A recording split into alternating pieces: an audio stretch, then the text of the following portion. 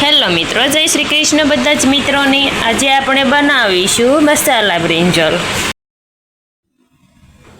Hello મિત્રો, આજે આપણે બનાવીશું મસાલા બ્રિંજલ। એના માટે મેં અહીં 5 થી 6 રીંગણા એટલે કે 150 ગ્રામ જેટલા રીંગણા લીધા છે। એમાં નાખવા મેં ટમેટા અને ડુંગળી સમારી લીધા છે।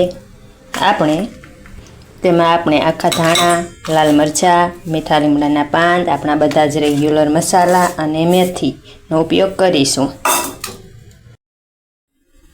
મસાલા બ્રિંજલ માટે આપણે સૌપ્રથમ મસાલો તૈયાર કરીશું। એના માટે આપણે અહીં એક પેનમાં આખા ધાણા 2 ચમચી, 2 મરચાં, 1 ચમચી જેટલી મેથી એને આપણે શેકી લઈશું। આપણે ચમચા વડે હલાવી લઈશું। આપણા મસાલા શેકાઈ જાય એટલે આપણે તેને સાઈડમાં ઠંડા થવા માટે મૂકી દઈશું। આપણા ધાણા અને મેથીની સરસ સુગંધ આવી રહી છે, તો હવે આપણે તેને ઠંડા થવા માટે મૂકી દઈશું સાઈડમાં એક ડીશમાં લઈ તેને। હવે આપણે એક વાટકામાં થોડું પાણી લઈ તેમાં મીઠું નાખીને રાખવાનું છે। આપણે હવે રીંગણાને સુધારી લઈશું। તેને આપણે 1 ઇંચના ટુકડા થાય તેવડા કરવાના છે। આ રીતે તેને ડીટિયા કાઢી લઈને આ રીતે 2 ભાગ કરી આવડા મોટા 1 ઇંચના ટુકડા થયા બધા સમારી લેવાના। તે ટુકડા આપણે મીઠાવાળા પાણીમાં નાખી દઈશું અને અડધા કલાક માટે તેને પીડા રહેવા દઈશું। આ રીતે આપણે તે રીંગણાને હવે સાઈડમાં મૂકી દઈશું અડધા કલાક માટે। આપણે મસાલાને ઠંડો થવા માટે મૂક્યો તો તે ઠંડો થઈ ગયો છે। આપણે તેને મિક્સરમાં અધકચરો ક્રશ કરી લઈશું। આપણે અધકચરો મસાલો કરી લીધા બાદ એક પેનમાં તેલ ગરમ મૂકીશું।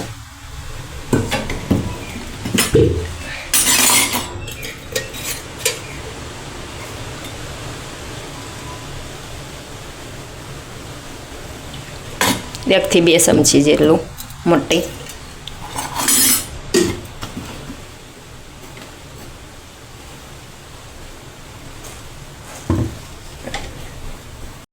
તેલ ગરમ થાય એટલે આપણે તેમાં રાઈ,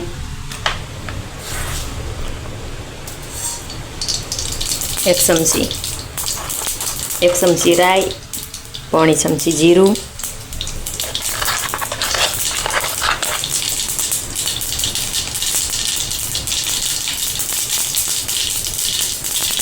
થોડી કોથાણી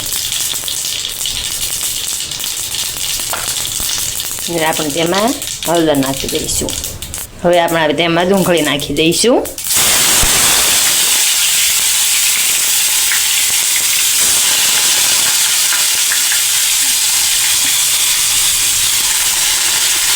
ચમચી વડે હલાવી લઈશું।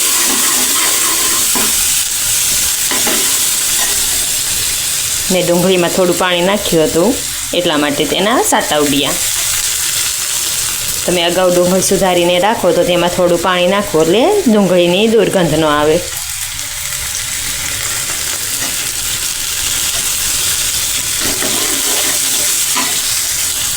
આપણી ડુંગળી 1 થી 2 મિનિટમાં સડી ગઈ છે, તો આપણે તેમાં ટમેટા નાખી દઈશું।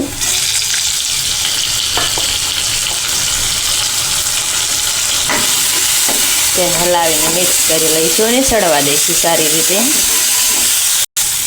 આપણા ટમેટા સારી રીતે સડી ગયા છે, તમે જોઈ શકો છો। હવે આપણે તેમાં જે મીઠાવાળા પાણીમાં રીંગણા મૂક્યા હતા તેને પાણી કાઢી લઈશું આ રીતે દબાવીને અને આ રીંગણા તેમાં નાખી દઈશું।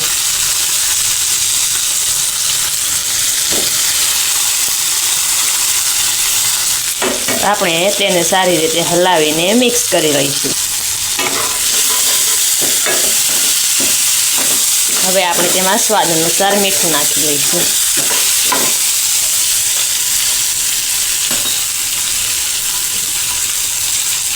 મીઠું તમે જે પ્રમાણે ખાતા હોય એ પ્રમાણે। હવે આપણે રીંગણાને સડવા દઈશું સારી રીતે।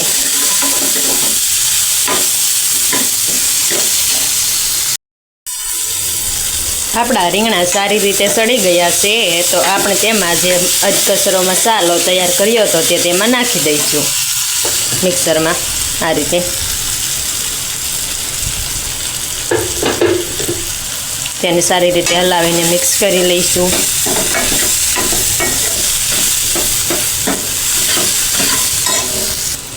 આપણે 1 થી 2 મિનિટ મસાલાને સારી રીતે હલાવ્યા બાદ તેમાં 1 ચમચા જેટલો આંબલીનો પલ્પ નાખી દઈશું. આપણે આંબલીને થોડીક વાર પલાળવા દેવાની છે. તેમાં થોડું ગરમ પાણી નાખીને પછી તેને સારી રીતે મસળી લેવાની અને તેના જે રૂસડા હોય તે કાઢી લેવાના. એટલે આ રીતે આંબલીનો પલ્પ તૈયાર થઈ જશે. આપણે આ 1 ચમચો આંબલીનો પલ્પ નાખી દઈશું ને તેને સારી રીતે મિક્સ કરી લઈશું.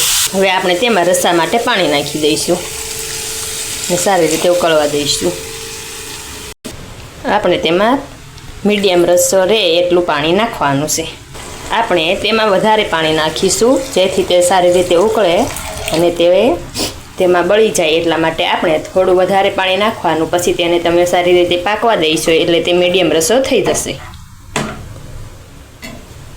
હું અહીં તેમાં થોડીક ખાંડ નાખી રહીશું. જો તમને તે પસંદ હોય તો જ નાખવી, નહીં તો ન નાખવી.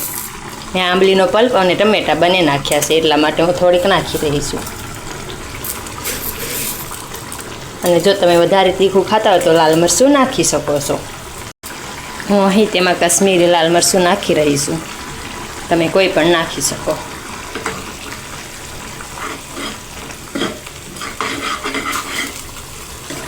મીઠું અને ખાંડ તમારા સ્વાદ મુજબ નાખો. આપણા મસાલા બ્રિંજલ બનીને તૈયાર થઈ રહ્યા છે. મેં અહીં ઓછા પ્રમાણમાં રીંગણા લીધા છે એટલે ઓછું બધું માપ લીધું છે. તમે જે પ્રમાણે લો એ પ્રમાણે નાખો. આપણે મિક્સરમાં ધાણા અને મેથીને તે મસાલાને શેકીને અધકચરા કરીએ ત્યાં તેનો સરસ સુગંધ આવી રહી છે. આપણા મસાલા બ્રિંજલ શાક બનીને તૈયાર છે. તમે જોઈ શકો છો આપણે તેને 10 મિનિટ માટે સારી રીતે ઉકળવા દીધું હતું. આ રીતે મીડિયમ રસો રહે ત્યાં સુધી આપણે તેને ઉકળવાનું દેવાનું અને પછી આપણે ગેસને બંધ કરી દેવાનો છે. આપણું મસાલા બ્રિંજલ શાક બનીને તૈયાર છે. હવે આપણે તેને પીરસી દઈશું. આપણું મસાલા બ્રિંજલ બનીને તૈયાર છે. આપણે તેને પીરસી દઈશું. આપણે આ રીતે તેને ચમચા વડે લઈ લઈશું. તમારે તેમાં થોડો વધારે રસો રાખવો હોય તો પણ રાખી શકો છો. અને પાનને મૂકીને ગાર્નિશ કરી લઈશું. અહીં મેં 150 ગ્રામ રીંગણાનું શાક બનાવ્યું છે. તમે વધારે પણ બનાવી શકો. જો 1 કિલો રીંગણા હોય તો 2 ચમચા જેટલા આખા ધાણા, અડધી ચમચી મેથી, રાઈ 1 ચમચી, અડદની દાળ 1 ચમચી, તેલ 1 ચમચી અને હળદર 5 ચમચી, સમારેલ ડુંગળી 2 કપ, અને ટમેટા 3 કપ અને આંબલીનો પલ્પ 1.5 ચમચો અને હિંગ 1 ચપટી, સમારેલી કોથમીર હોય તો નાખવી, ન હોય તો નહીં, અને મીઠું અને મરચું સ્વાદ અનુસાર નાખવું. આ રીતે જો 1 કિલો રીંગણા હોય તો તમે એ રીતે તેનું માપ બધું લઈ શકો છો. અહીં મેં 150 ગ્રામ લીધા હતા એટલે તે બધું માપ થોડું થોડું ઓછું લીધું છે.